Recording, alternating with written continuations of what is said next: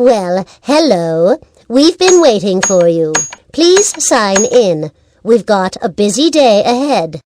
If you're new to this school, please use the keyboard to enter your name.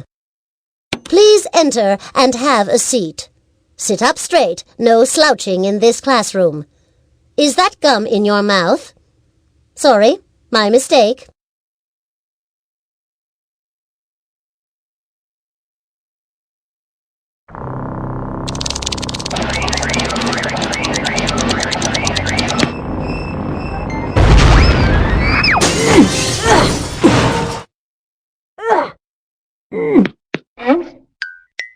If Professor Sparks had meant for me to fly, he'd have given me wings.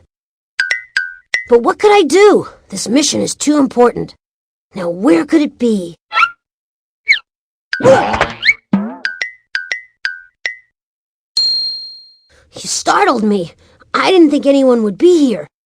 Hey, you've got that, the transquisor. Now be careful with that thing. Don't drop it. The future of the world may depend on that little machine in your hands. That is, if I'm not too late. There's just so little time and so much to do. But wait. Nah. Well, it's worth a try. Listen, I need your help, and if you think you can handle it, you can help me save the world. I am Android XL2, but you can call me Botley. That's what Professor Spark calls me. His daughter Polly calls me... Well, never mind what Polly calls me. The professor created me as a prototype companion device. You see, he was having such trouble finding sitters for Polly because she scares them all away, so he invented me. I'm also programmed to be her friend. And believe me, it's tougher than it sounds. I'm not getting to the point, am I? Here, let me start from the beginning.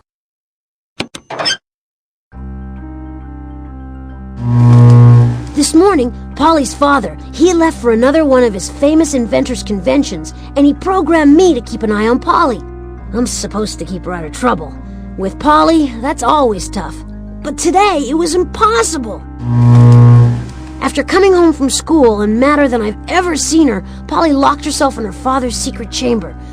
Now, I really shouldn't tell you this because I've been programmed for secrecy, but this being a world emergency and all, well... The professor has an honest-to-goodness time machine up there, and it really works. Not only that, but Polly sent 25 of the other androids back in time. The whole world is changing, and the changes of Polly written all over them. Cars don't exist anymore, and now everyone has to travel by pogo stick. An orangutan has just been elected president of the United States in a landslide. And the Statue of Liberty is now the Statue of Licorice. It's all happening so quickly. But with your help, I think we can rescue all the androids and maybe stop the world from getting too weird. Just hand me the transquisor. I think it's got all the information we need to get started. Cool. Now hang on tight and come with me.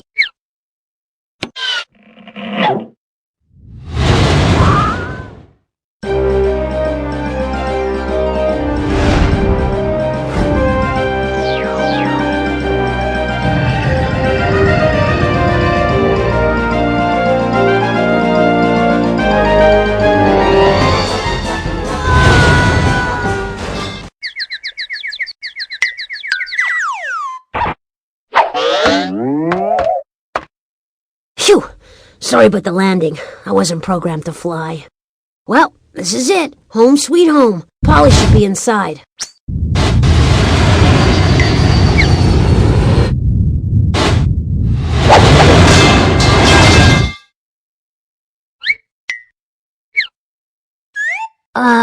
As I was saying, this is the Professor's Mountain. Polly should be inside, and I just bet she's watching us now. That was funny, watching that poor dumb robot flying back in time. I couldn't ask for a better way to spend the afternoon. In another day, the world will see the dawning of Polly's planet. Whoops! It seems there's someone at the door. Let's take a little peek. Oh, it's only Botley. He knows I don't like to be disturbed when I'm working. It breaks my concentration. Okay, let's see what he wants. This might be fun.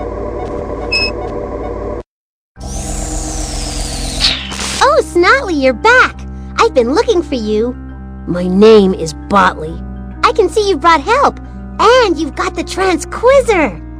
She knows we need it to save the world. Didn't my father teach you it's rude to tell secrets, Rotley? Well, I suppose he's told you his side of everything. But what does he know? Today when I was at school, the teacher handed us a surprise quiz. I already knew all the answers, and she knew I knew them. So, just to have some fun, I made up my own answers to that dumb old quiz. But instead of laughing like she was supposed to, she gave me a big fat 0. I felt faint and short of breath. No one's ever given me a 0 before. Well, that's not quite true, Polly. I remember just 2 weeks ago. Be quiet, Plotley. This is my story. Anyway, after getting my first 0 ever, I got the most brilliant idea.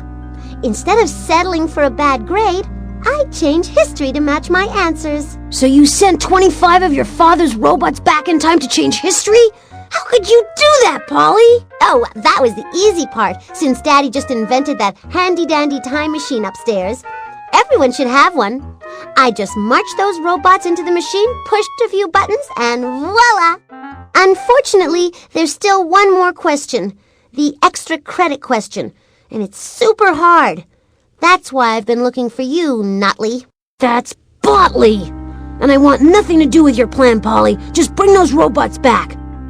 Don't you see? You could destroy us all! You could destroy us all!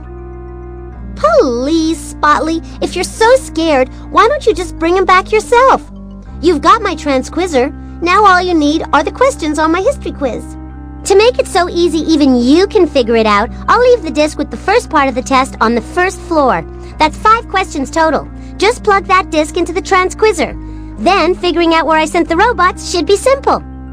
But I'm warning you, if I don't get them all back soon, I'm sending you off to do the extra credit question. Oh, by the way, you have to get in the house first, and I've changed the locks. Good luck! Oh, that's just great! How are we going to get into the mountain? You see, the professor's lock system only opens when you reproduce the chimes you hear. Ring the doorbell to start the chimes. That will start the unlocking mechanism.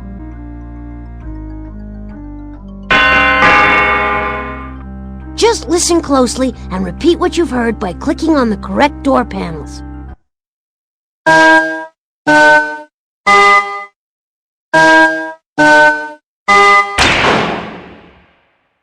Way to go!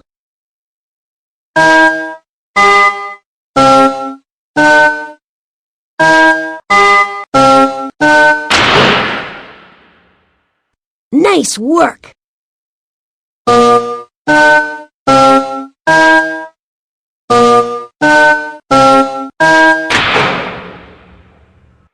Good job! You opened the lock!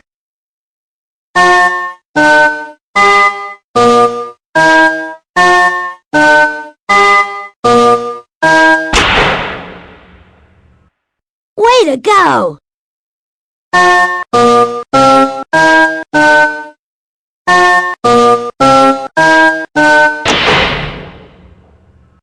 Only one more lock to go.